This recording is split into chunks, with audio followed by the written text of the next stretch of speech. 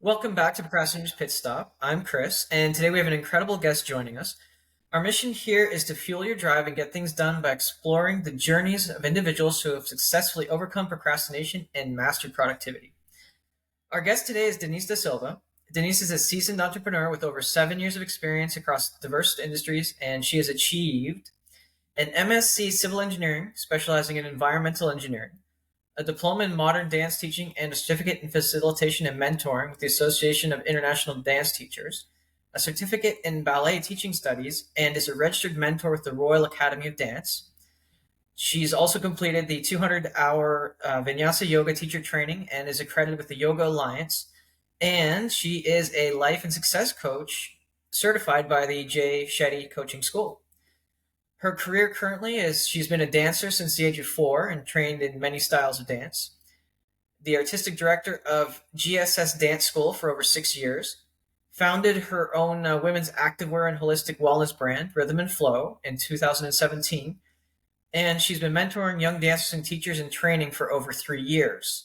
This is this is just amazing, and it makes her a very prominent figure in the world of productivity and time management. Obviously, so welcome to the show, Denise. And just to kick things off, what is your favorite style of dance? So I would say my favorite style is contemporary dance, and it's just because of their ability to, display emotions and portray stories through the art of dancing.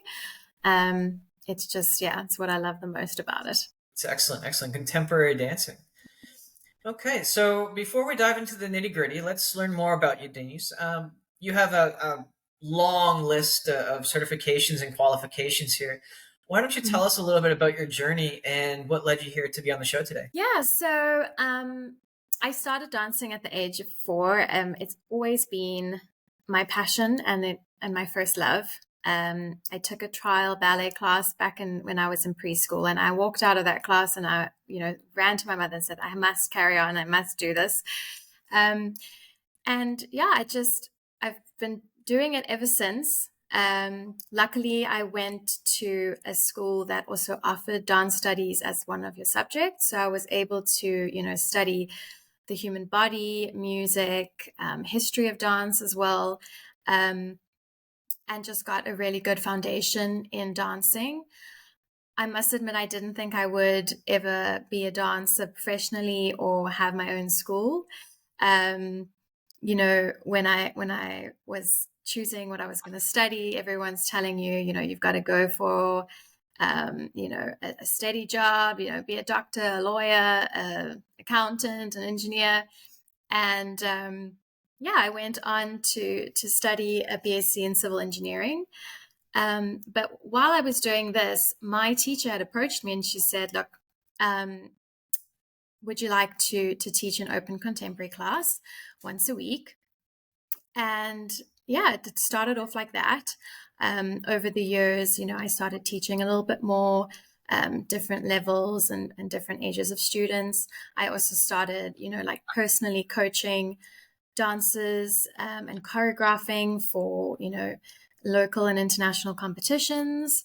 And that kind of passion grew.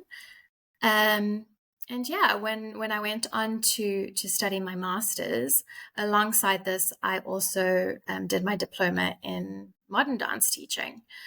Um, and I was obviously teaching a lot more frequently as well. But when I got my first job in engineering, I was an assistant resident engineer on a site, and we were just like overseeing construction and the contractors and all of that. And, luckily the timings were a little bit more flexible, so I could leave work a little bit early or, teach in the afternoons or even on weekends. But I slowly started to see that I was burning the flame at both ends. Mm. I didn't have much of a social life. I was pretty exhausted. My entire weekend was spent like teaching. And while it was fueling me because it was my passion, I was just so tired. And I felt like I was just unfulfilled at my, daily job. And just being a woman in the field of engineering and in construction specifically, it's not an environment that's conducive to having a woman there as well, and is not as welcoming. And especially if it's a woman that is in a higher position of power than you. So, you get questioned, you get asked to, do the filing or do the note taking. And, it just wasn't making me happy. I was waking up just not excited to go to work every day. I eventually got into quite a bit of like a state of depression. I was just not having a social life. And yeah, it was just no time to rest, trying to balance my career and my passion. And I was having a conversation with a friend who had asked me, like, if you had to choose one of these two options, like, which one would you regret at the end of your life, or in 10 years' time, or in 5 years' time, and which one would you not even think twice about? And that answer for me was so clear. It was like, okay, well, if I never danced again, I would definitely, miss that. If I never did engineering again, or wasn't a work construction field, I wouldn't think twice about it. And that kind of started like getting me thinking. And I started digging a little bit deeper into kind of personal development. And I started doing, I found Jay Shetty, and it was back when he was still starting out. I attended a workshop on Facebook, and he said like something along the lines that if you're in this room and you're the smartest person there, or you're in a room and the people around you are not, they don't have the same values and ideas as you, then find another room. And that really got me looking, because I looked at the people around me and the lives that they had, or even I come from, a family of engineers, and just looking at the lifestyle that they have, and looking at, how much they're working. They come home and they're sitting and they're watching TV, but they're on their laptop. Like, that wasn't the life I wanted. And so, yeah, I started reading a lot of self-help books, doing a lot more workshops and listening to podcasts and doing my own personal growth. And eventually joined, Jay Shetty's Genius community. And I got so much benefit from it. And I would like tell my friends about it, and they, were like, what are you doing? And I just saw that my mindset was changing slowly, and I was like attracting more things into my life because I was looking at things in a more positive way. And, eventually in 2017, my teacher came to me and she said, look, I'm not getting any younger. I have to look at, retiring, and would you be interested in taking over the school? And it was like a blessing that I was waiting for, because I had already decided that I had to do dancing and I didn't want to do engineering, but I needed that career. I needed the job, and I didn't really have much of like a career in dancing as yet. So I was just kind of just sitting. I felt like I was stuck. And this just came at like the perfect time for me to make that transition. And against my family's disappointment, I chose to take that risk. And it's just been such a rewarding experience. And I really appreciate my teacher for having that or seeing that in me, because I didn't even think that would be something that I would get into. So yeah, it was a good transition into something that I wanted to do. I completely left engineering behind, went straight into teaching, and running a business and all that comes with it.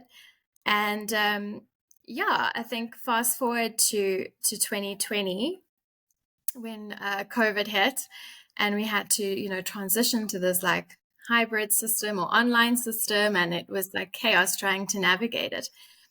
And I felt like I'd had so much growth, and I'd achieved so much, but there was just something that was like holding me back. Like I couldn't put my finger on it. it's like I'd hit like a ceiling or a block, and I just couldn't get past that point. And I just was like, I don't know what to do. And I eventually reached out to a holistic practitioner and a coach who kind of specialized in rapid transformation therapy.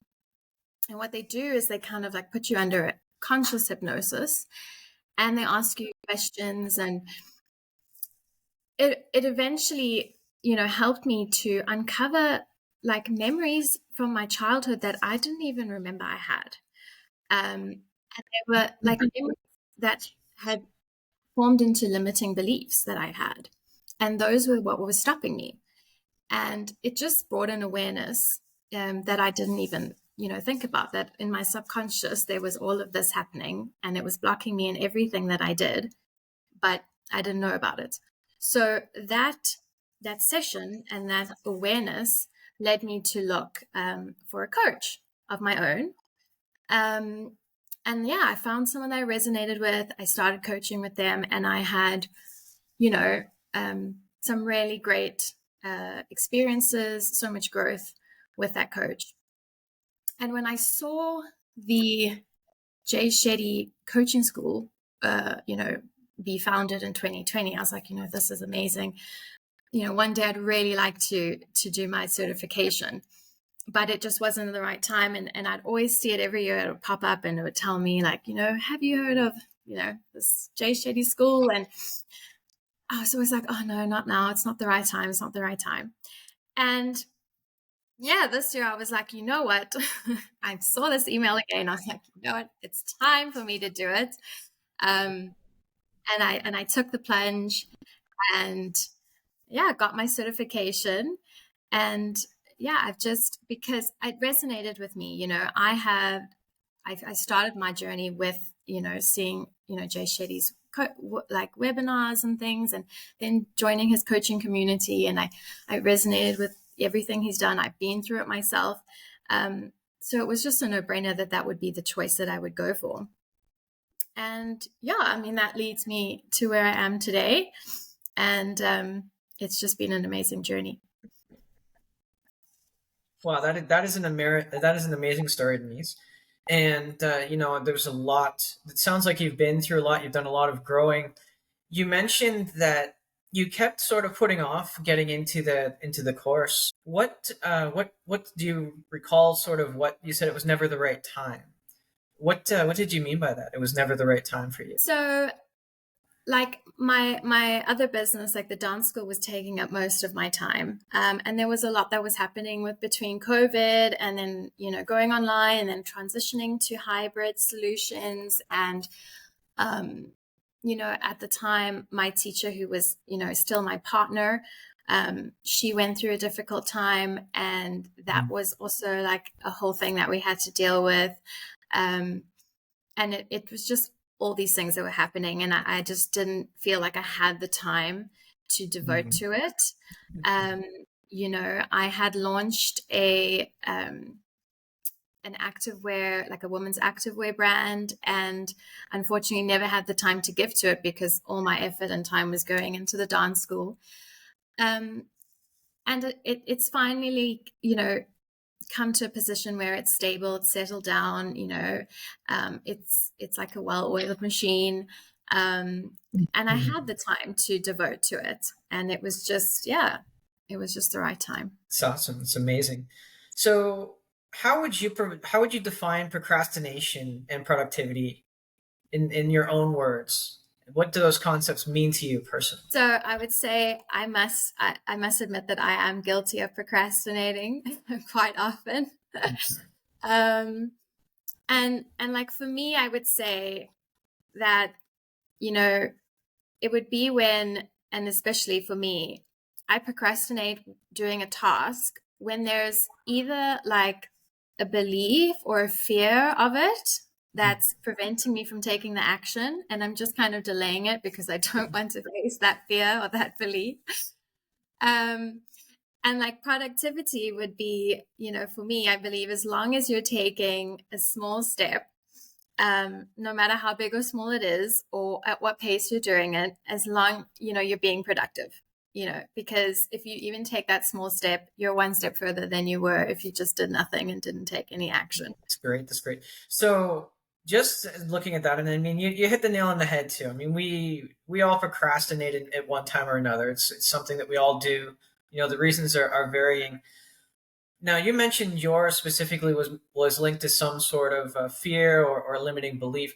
So, what is your method, your secret sauce to overcoming, your procrastination and just being productive? How do you maintain that focus and motivation? Yeah, so I guess like I allow myself some time to wallow in it and just feel sorry for myself and procrastinate for a little bit, and then eventually I'm like, you know what, I realize that I'm doing this and it's going on for way too long, and I just sit and reflect about what is it that's stopping me from doing it. Usually I find that either it's a lack of knowledge about this thing that I have to do, and I just feel like uncertain and unsure about it, or there's like a fear of something that's preventing me.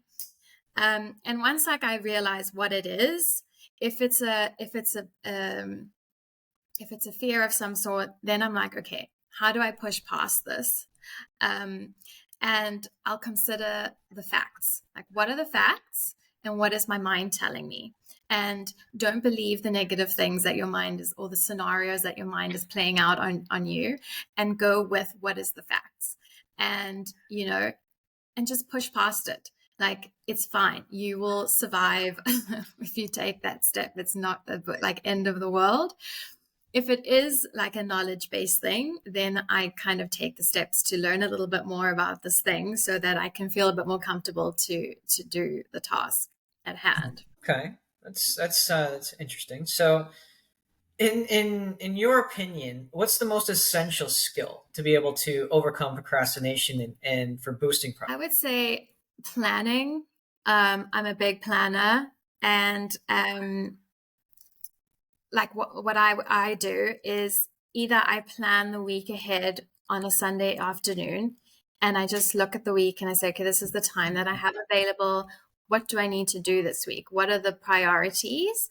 And what are the stuff that I can do later, I can do next week, but put them kind of in an order of priority. Um, and then for each day, I can say, okay, I'm going to tackle these tasks these days. If I can do the whole task on one day, or I do a portion of this, a portion of that each day. And I try and time block my days where I can work on those tasks, just to make sure that I'm kind of staying accountable to myself, and that I actually get things done. And in doing that, do you use any special tools or any apps or any sort of is there any sort of special methodology that you use to do that? So I like to have like a physical, planner or diary, um, especially the ones that have the little times on the side. So, I'll block out like how much to like, where am I physically at work, and I'm teaching, for instance, or if I have, when I have a workout planned, and I like time block it on there, and as well as like the to-do list for each day.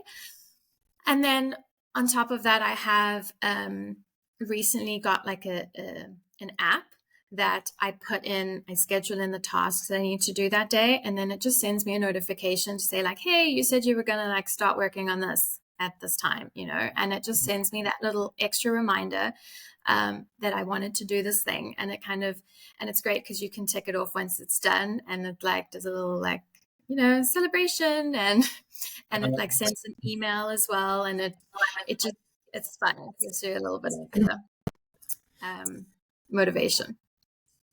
Wow, that sounds like a really awesome app because it actually hits a couple of the key points for to get over procrastination. What you're doing is when you celebrate your small wins, you're getting that motivation. You feel good when you finish those small wins, right? Even if it's a tiny little congratulations little icon, right?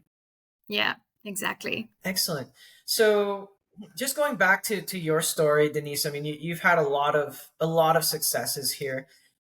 What would you say is your highlight for your highest point in terms of your I think the highlight would have been, having the courage to make that decision. And especially I was still quite young when I had realized like I don't want to carry on in this career. I don't want to only do what I'm passionate about when I'm 40 or 50 or, I don't want to wait for retirement to live the life that I, want to live. Even if it's against the grain, even if, the people around me are telling me that you can't do it or it's a bad decision, or, just having the courage and trusting my intuition to take that leap, I think is yeah, the biggest turning point in my life, I would say. Yeah, so you mentioned in the industry that you're in, that sort of construction engineering, construction civil engineering. You were saying that you faced a lot of resistance there, and you what was the biggest challenge there for you? Was it the communication aspect, or was it just the general environment? What was what was the biggest thing for you I there? think it was the environment. You know, you're in a you're surrounded by a lot of men. I think I was the only female on site, other than, like, unfortunately, when they hire ladies to work on site, like the contractors, they're the flagsmen, you know. Mhm. Um, and even in the office, like the contractor's office, the ladies are always doing the administration, or they're the secretary, or Um, so there's me as like the only female in this office, and I've got to tell, the contractor, like, this isn't done correctly, like, you need to fix it, or, they don't want to hear that from you. Um, Mhm. the same as, like, you go to sites and you're with workers and they're giving you marriage proposals and like Oh, catcalling you, telling your colleague, like, oh, is she married, is she single, like, it's just not a great environment to be in. And yeah, unfortunately, also in this country, like, we have a lot of like crime and things like that, and a lot of politics, especially in construction and government work. So we had some instances where, like, these people would come up to site with AK-47s, and they just like, no, you can't work today because we are hijacking the site today. You're not allowed to do any work until, like, the client pays us money because we want to do the work, or whatever it is. So, there's those sort of things that you're also faced with, which is just, no one really wants to go through that either. So, yeah. wow, that was interesting, and it's what makes your story so inspiring too. I mean, you were in an industry where you faced a lot of a lot of resistance, and yet you carried on, and you still did that while you were finding yourself. Did you face any resistance? You mentioned that no matter what anyone said, did you face any resistance or pushback when you told people that you wanted to move forward with your dance career? Yeah, I think the biggest one was like family, you know. Um, they couldn't understand it because they, come from a generation of like working as a lawyer or a doctor or something like that, and you must have a stable job with a stable income and you'll be fine and you'll be set up for life. Mhm. Yeah. um and like, who wants to take dance lessons, like it's like a hobby, like you can't be a teacher or or in a school, like, you're not going to make lots of money, like, how are you going to survive, how are you going to look after yourself, so there were all these concerns, and where they were like, I understand the reason behind them. I think now in this new age, there are so many careers that didn't exist before. And it doesn't mean that you're not going to be successful. And it actually drove me to make it successful. I was like, I went in like head first. I was like, you know what? I'm going to turn this place around. I'm going to bring it into, like, the 21st century, because obviously my teacher was now like in her 60s.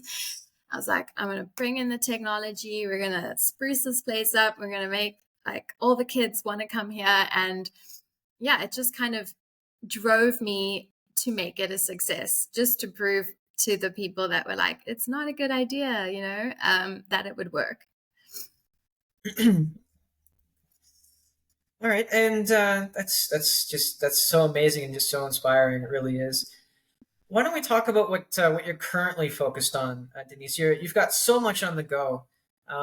What's your biggest focus right Yes, my biggest focus now is I'm in the process of like relaunching the was activewear brand that I launched back in 2017, relaunching it back to being just a complete holistic wellness, health and wellness kind of space. Um, and just, yeah, I want to offer coaching, whether that's life coaching, whether it's in the form of movement, for anybody, not just people who think that, you know, if you want to take a dance class, you need to be a dancer, that you can use, you know, dance movement as a form of exercise, and you don't have to be a dancer to do it. You know, anybody can learn how to dance. So, you know, offering that sort of movement, whether it's mobility that you want to work on, or flexibility, or strengthening. You know, I also want to, you know, I've worked with dancers and kind of like performance coaching, and optimizing their training to kind of get the best results for them.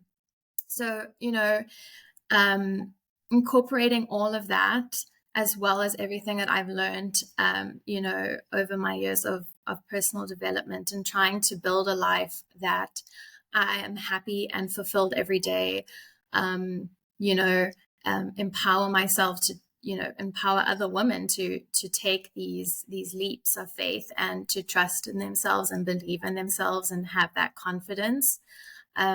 Is just, yeah, that's what I want to focus on doing, and that's what I'm in the process of currently doing as well. that sounds so amazing, and just going on that journey and empowering these other people, these other women to really take the plunge. It's something that we definitely need in today's world.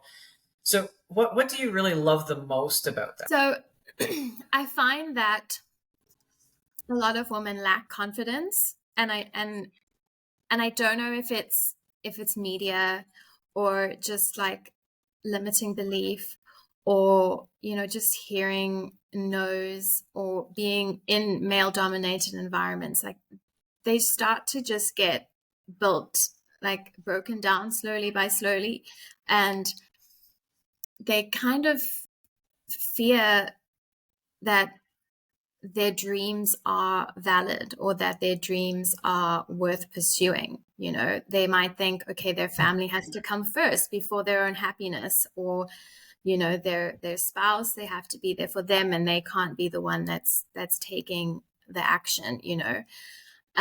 So just being able to help women find their voices, and huge leaps in improving their confidence, in order for them to take that power back. And, you know, they're completely worthy and deserving of having the life that they dream of, and to just help them feel empowered. And, you know, it often just starts with one person kind of believing in you that you can do it. And um and that's kind of what I want to help other women do. Um, yeah. Okay. And what would you say would be some of the biggest, or one of the biggest challenges you're finding in doing that? And how are you sort of? So I think at the moment, like it's new. Like, I've the mentoring and the teaching, I've been doing it for years, but it's not that I've been telling everyone about it, or I'm quite a humble person. So I don't tell everybody what my achievements are or what my qualifications are. And, you know, luckily I have a partner who is like, I don't know, so proud of me, that every time I meet someone or introduced to someone, like, I get started with, you know, she's also got an MSc in civil engineering and blah, blah, blah, blah, blah, and like runs off my qualifications. So I'm not someone to talk about myself. I like to be the person kind of behind the scenes and cheering on, you know, the people. But obviously, you know, to get myself known to people, I have to put myself out there. So I guess the biggest challenge is that, and trying to spread the word, and you know, um, hopefully find people who resonate with me. And yeah, that's, I would say, is my biggest challenge. And so, just to all our listeners, and maybe to those women today that you're trying to help and empower, if you could say one thing and instill your wisdom into one powerful tip or one powerful, piece of advice, what would it be? It's a good question. I would say that like no dream is too far-fetched or impossible to achieve. And even though, it might not have, like, there's no one else around you that does it, or it's never been done before, doesn't mean that it's impossible. And that they must just, find the courage to just take that first step. That's all you need to do is just take the first step, whatever that step looks like. And once you take that first step, it gets easier. Right, so take that first step, no matter how small, and then just keep building momentum. Exactly. So that's some excellent advice right there. So just looking ahead, you've got all these big plans. You've got so many things that you're looking at doing, and your main focus there is relaunching that brand. So where do you see yourself in the next year, and what are your aspirations for? Yeah, so I really want to have like a community of people, of women who can, come together and lean on each other and grow in whatever it is that they want to do. I want to, help women, find their dreams, pursue their passions, and, gain confidence and empower them. I also I want to start hosting retreats as well, which are, incorporate the movement side. I have that yoga and dancing background, as well as just, Pilates and other forms of body conditioning and strength training as well. So incorporating that, the mental aspect of your meditations and your breath works, as well as, the coaching side and the life coaching side, just feeding your soul as well. So having these holistic experiences. And I love to travel. So just mixing that with, going to a beautiful, new place is just amazing. So that is also like a big goal that I have, is like hosting retreats for women as well. And there's many more things that I want to do, but it'll take me some time to get there. Well, as you said so yourself, just those little small steps. So were you thinking about hosting those retreats sort of locally where you are, or because you said you like to travel, were you going to try to set up a retreat somewhere else? Yeah, so a bit of both. I'd like to do some local ones, and definitely some international ones. Yeah, I do have my Portuguese citizenship as well, so it's very, easy for me to just pop over to Europe and, host a couple retreats there.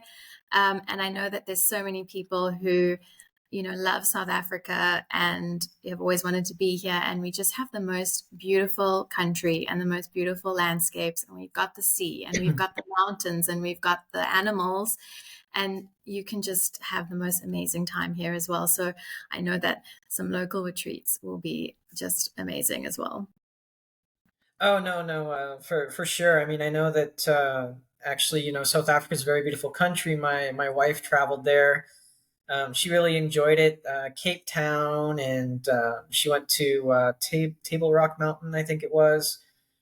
Just the energies there, and just being connected to nature, and just getting back to your roots, and just being able to really connect to yourself.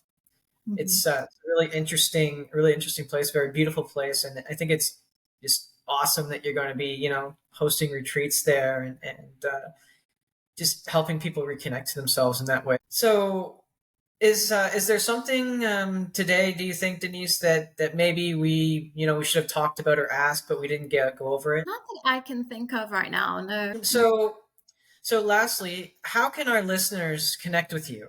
What are your preferred social channels? Like, let's say these women, they're listening today. They want to get in touch with you. They want to, how do they get in touch with you? Yeah, so I have an Instagram account which is at rhythm and flow underscore wellness. And then I have a YouTube where I put up videos of meditation, breath work, movement, and then also a Facebook page. And those are both at Rhythm and Flow Wellness, just straight.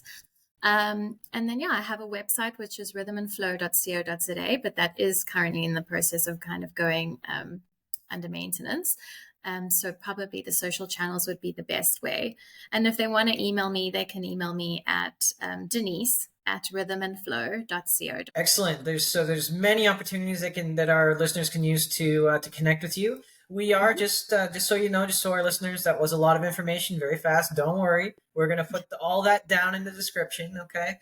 And we're also going to be subscribing to the channel, so you'll be able to see, Denise's YouTube channel in our subscriber list as well, just to make it easy. Awesome. Well, thank you so much for joining us today, Denise. Your insights and experiences are very inspiring. And to our listeners, thank you for tuning into Procrastinator's Pit Stop, and stay tuned for more inspiring stories and practical advice to help you, conquer procrastination, stay productive, and just live your most authentic, fulfilling life. Until next time, keep pushing forward and stay motivated.